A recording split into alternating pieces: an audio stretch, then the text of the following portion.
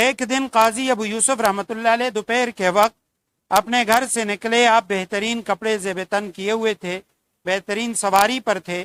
آپ کے سامنے ایک محتاج یہودی آیا اور بیماری نے اسے لاغر کر دیا تھا.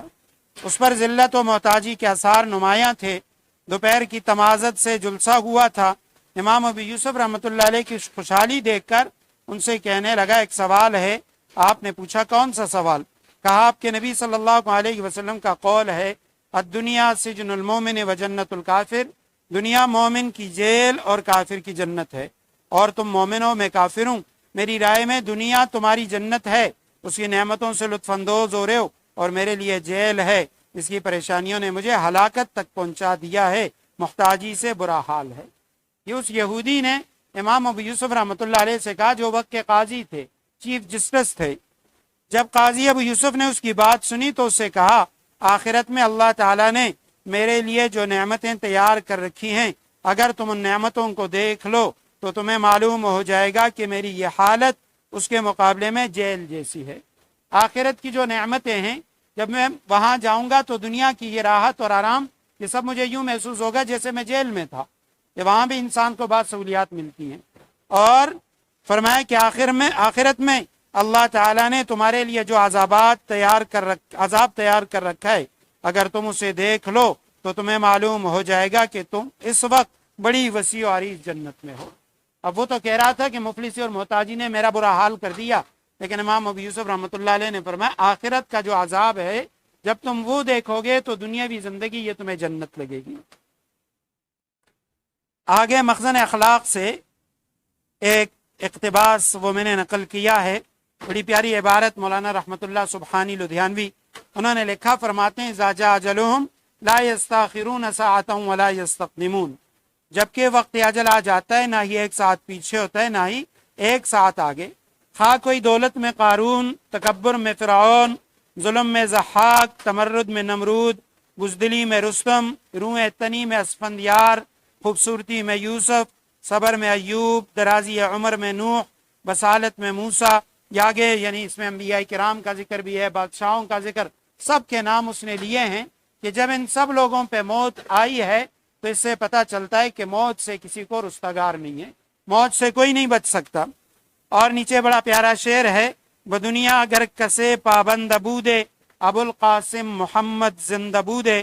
یہ ایک عربی شعر کا ترجمہ ہے, اور عربی شعر یہ ہے, لو کانت الدنیا تدوم لأہلہا لکان رسول اللہ کی فیہا مخلد. اگر دنیا میں ہمیشہ کسی کو رہنا ہوتا تو اللہ سبحانہ و تعالیٰ کے رسول محمد صلی اللہ علیہ وسلم اس لائق تھے کہ دنیا فانی سے کبھی رخصت نہ ہوتے. جب آپ علیہ السلام چلے گئے تو اب دنیا میں کسی نے ہمیشہ نہیں رہنا.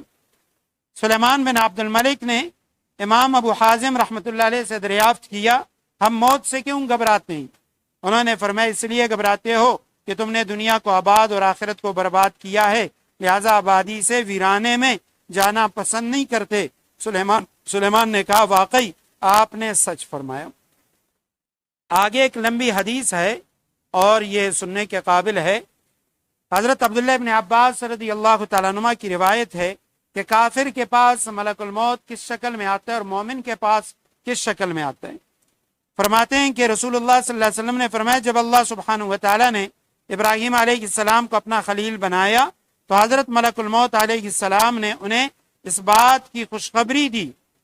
تو حضرت ابراہیم علیہ السلام نے ملک الموت سے فرمایا, ملک الموت مجھے دکھاؤ تم کافروں کی روحیں کس طرح قبض کرتے ہو. ملک الموت نے عرض کیا, آپ اپنا رخ پھیر لیجئے. جب کچھ دیر بعد حضرت ابراہیم علیہ السلام نے پلٹ کر ملک الموت کی طرف دیکھا تو وہ سیاہ رنگ کے آدمی کی شکل میں تھے. ان کا سر آسمان تک پہنچ رہا تھا, ان کے منہ سے آگ کے شعلے نکل رہے تھے, اور ان کے جسم کا ہر بال ایک انسان کی صورت میں تھا جس کے منہ اور کانوں سے آگ کے شعلے نکل رہے تھے. یہ خوفناک منظر دیکھ کر حضرت ابراہیم علیہ السلام بے ہوش ہو گئے. کچھ دیر بعد افاقہ ہوا تو حضرت ابراہیم علیہ السلام نے فرمایا, اے ملک الموت, اگر کافر کو آپ کی یہ صورت دیکھنے کے علاوہ کوئی اور غم اور آزمائش نہ بھی پہنچے تو یہی اس کے لیے کافی ہے. عذاب کے لیے صرف آپ کا دیکھنا یہ کافی ہے. اب مجھے دکھاؤ کہ تم مومن کی روح کس طرح قبض کرتے ہو. اسرائیل علیہ السلام نے پھر چہرہ دوسری طرف کرنے کا عرض کیا۔ حضرت ابراہیم علیہ السلام نے رخ مبارک پھیرا، تھوڑی دیر بعد واپس مڑے تو کیا دیکھتے ہیں کہ ایک ملک الموت علیہ السلام سفید کپڑے پہنے انتہائی خوبصورت نوجوان کی شکل میں موجود ہیں۔ حضرت ابراہیم علیہ السلام نے فرمایا اگر مومن اپنی موت کے وقت آپ کی صورت کے علاوہ کوئی اور چیز نہ بھی دیکھ سکے تو یہی اس کے لیے کافی ہے۔ دنیا کی ساری عبادتوں کے بدلے میں، مجاہدوں کے بدلے میں صرف آپ کی یہ صورت دیکھنا، یہ اتنی بڑی خوشی ہے کہ یہ اس کے لیے کافی ہے۔ مومن اور کافر کی موت میں فرق۔ حضرت ابو ہریرہ رضی اللہ تعالیٰ عنہ سے روایت ہے، نبی اکرم صلی اللہ علیہ وسلم نے فرمایا جب مومن کی موت آتی ہے تو اس کے پاس رحمت کے فرشتے سفید ریشمی کپڑا لے کر آتے ہیں اور اس کی روح سے کہتے ہیں نکل، تو اللہ سے راضی اور اللہ تجھ سے راضی، اللہ کی رحمت اور رزق کی طرف، اپنے رب کی طرف جو ناراض نہیں ہے، تو وہ پاکیزہ خوشبودار مشک کی مانند نکل پڑتی ہے، یہاں تک کہ فرشتے اسے ہاتھوں ہاتھ لیتے ہیں۔ جب آسمان کے دروازے پر اسے لے کر آتے ہیں تو دربان کہتے ہیں کیا خوب ہے یہ خوشبو جو زمین سے تمہارے پاس آئی ہے، پھر وہ اسے مومن کی روحوں کے پاس لے کر آتے ہیں تو انہیں ایسی خوشی ہوتی ہے جو گمشدہ شخص کے لوٹ کر آ جانے سے بڑھ کر ہوتی ہے۔ وہ روحیں اس سے ان لوگوں کا حال پوچھتی ہیں جنہیں وہ دنیا میں چھوڑ کر گئے تھے۔ وہ روح ان سے پوچھتی ہے، پہلے والی روحیں اس نئی روح سے پوچھتی ہے کہ فلاں شخص کیسا ہے، فلاں کیسا ہے۔ وہ روح کہتی ہے انہیں چھوڑو، یہ دنیا کے غم میں مبتلا ہیں، یہ غم میں مبتلا تھے۔ تو جب وہ نوبارد روح کہتی ہے کیا وہ تمہارے پاس نہیں آیا، وہ تو مر گیا تھا، تو وہ کہتی ہے اسے اس کے ٹھکانہ حاویہ کی طرف لے جایا گیا ہوگا، یعنی وہ یہاں ہمارے پاس نہیں آیا، وہ دوسری جہاں ہے حاویہ، اللہ کے عذاب میں ان کی روح وہاں ہے۔ اور جب کافر قریب المرگ ہوتا ہے تو عذاب کے فرشتے ایک ٹاٹ کا ٹکڑا لے کر آتے ہیں، کہتے ہیں اللہ کے عذاب کی طرف نکل، تو اللہ سے ناراض، اللہ تجھ سے ناراض، تو وہ ایسے نکل پڑتی ہے جیسے سڑے مردار کی بدبو نکلتی ہے، یہاں تک کہ اسے زمین کے دروازے پر لاتے ہیں، پھر کہتے ہیں کتنی خراب بدبو ہے، یہاں تک کہ اسے کافروں کی روح میں لے جا کر چھوڑ دیتے ہیں۔ اسی طرح آگے ایک اور روایت ہے، اس میں موت کے وقت مومن کو تسلی اور کافر کی تذلیل، کہ فرشتے کس طریقے سے مومن کو تسلی دیتے ہیں۔ حضرت ابو ہریرہ رضی اللہ تعالیٰ عنہ کی روایت ہے، نبی کریم صلی اللہ علیہ وسلم نے فرمایا مرنے والے کے پاس فرشتے آتے ہیں، اگر وہ نیک ہوتا ہے تو کہتے ہیں نکل ایک پاک جان جو کہ ایک پاک جسم میں تھی، نکل تو لائق تعریف ہے اور خوش ہو جا اللہ کی رحمت اور ریحان خوشبو سے، ایسے رب سے جو تجھ سے ناراض نہیں ہے۔ اسے برابر یہی کہا جاتا ہے، یہاں تک کہ وہ نکل پڑتی ہے، پھر اس کو آسمانوں کی طرف چڑھا کر لے جایا جاتا ہے، اس کے لیے آسمان کے دروازے کھولتے ہوئے پوچھا جاتا ہے یہ کون ہے، فرشتے کہتے ہیں یہ فلاں ہے، کہا جاتا ہے خوش آمدید پاک جان جو کہ ایک پاک جسم میں تھی، تو داخل ہو جا، تو نیک ہے اور خوش ہو جا اللہ کی رحمت اور ریحان خوشبو سے، اور ایسے رب سے جو تجھ سے ناخوش نہیں۔ اسے برابر یہی کہا جاتا ہے، یہاں تک کہ روح اس آسمان پر پہنچ جاتی ہے جہاں اللہ سبحانہ و تعالیٰ کی ذات موجود ہے۔ جب کوئی برا شخص ہوتا ہے تو فرشتہ کہتا ہے نکلے ناپاک نفس جو ایک ناپاک بدن میں تھی، نکل تو بری حالت میں ہے، خوش ہو جا گرم پانی اور پیپ سے اور اس جیسی دوسری چیزوں سے۔ اسے برابر یہی کہا جاتا ہے یہاں تک کہ وہ نکل جاتی ہے، پھر اس کو آسمان کی طرف چڑھا کر لے جایا جاتا ہے، لیکن اس کے لیے دروازہ نہیں کھولا جاتا۔ پوچھا جاتا ہے یہ کون ہے، جواب ملتا ہے یہ فلاں ہے، کہا جاتا ہے ناپاک روح کے لیے کوئی خوش آمدید نہیں، جو ناپاک بدن میں تھی لوٹ جا اپنی بری حالت میں، تیرے لیے آسمان کے دروازے نہیں کھولے جائیں گے۔ اس کو آسمان سے چھوڑ دیا جاتا ہے، پھر وہ اپنی قبر میں واپس آ جاتی ہے۔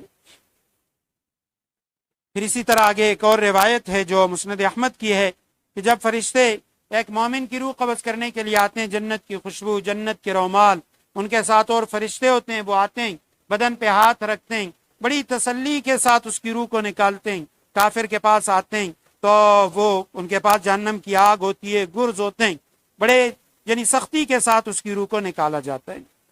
اب آگے ایک اور روایت ہے کہ مکہ اور مدینہ منورہ میں موت کی فضیلت، دونوں مقدس مقامات میں رہنا، مکہ اور مدینہ میں رہنا، وہاں موت کا جانا بلا شبہ ایک مسلمان کے لیے باعث سعادت ہے۔ ترمذی شریف کی روایت ہے، حضرت عبداللہ ابن عمر رضی اللہ تعالیٰ عنہ فرماتے ہیں آپ صلی اللہ علیہ وسلم نے فرمایا جس سے ہو سکے کہ مدینہ منورہ میں مرے تو وہی مرنے کی کوشش کرے، کیونکہ جو یہاں مرے گا میں اس کی شفاعت کروں گا۔ دوسری روایت ہے حضرت عمر رضی اللہ تعالیٰ عنہ کی، وہ ساری عمر دعا کیا کرتے تھے، اللہم ارزقنی شہادتا فی سبیلک واجعل موتی فی بلد رسولک، اے اللہ مجھے اپنے راستے میں شہادت کی موت نصیب فرما اور اپنے رسول کے شہر میں موت دے۔ آگے ایک اور روایت ہے حضرت ابو سعید مولا مہری سے، واقعہ حرہ جس میں یعنی بڑے مظالم کیے تھے، تو اس میں حضرت ابو سعید خدری رضی اللہ تعالیٰ عنہ کے پاس ایک شخص آیا اور کہنے لگا کہ میں مدینہ منورہ سے جانا چاہتا ہوں، مدینہ میں بڑی مہنگائی ہے، میرے بچے زیادہ ہیں، مدینہ کی مشقت تکلیفوں پہ صبر نہیں کر سکتا۔ تو حضرت ابو سعید خدری رضی اللہ تعالیٰ عنہ نے اسے کہا تجھ پر افسوس ہے، میں تجھے اس کا حکم یعنی مشورہ نہیں دوں گا، کیونکہ میں نے رسول اللہ صلی اللہ علیہ وسلم سے سنا، آپ صلی اللہ علیہ وسلم نے فرمایا جو آدمی مدینے کی تکلیفوں پر صبر کرے اسی حالت میں اس کی موت آ جائے تو میں اس کی سفارش کروں گا، یا فرمایا میں قیامت کے دن اس کے حق میں گواہی دوں گا جبکہ وہ مسلمان ہو۔ تو یہ ہمارا آج کا مذاکرہ تھا موت سے متعلق، موت کی تیاری، موت آنے پر مومن اور کافر کی حالتیں، اسی طرح مکہ اور مدینہ کے اندر مرنے کی فضیلت۔ اس کے بعد انشاءاللہ آئندہ جمعہ سے مرض الوفات، جو شخص موت کے قریب ہے اس وقت کے سنت اعمال کیا، ہمیں اس کے ساتھ کیا کرنا